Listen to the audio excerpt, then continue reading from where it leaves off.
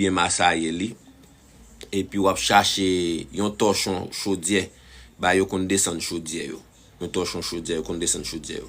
Wap mette l nan chaudier, wap mette l nan chaudier, wap mette feuille. Merci pour cadeau à madame.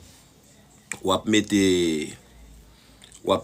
feuille maskreti violette bouilli la dani. Bouilli la dan ou bien ka chercher yon morceau chou violette, chou, un chou qui gen couleur du vin, de bay recette ça y est.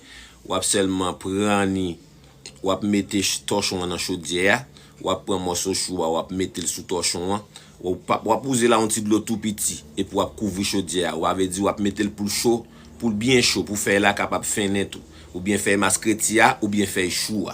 Là au fin fin wap passer l'huile maskreti sous feuille chou violette là ou bien feuille maskreti violette là, ça va dépendre ça joindre dans yo déa et puis wap ouvert torchon wap couvrir avec torchon parti sous parti ka formal là ou fin bien mas faire un moun massael pour ou mettez chaque feuille yo bon côté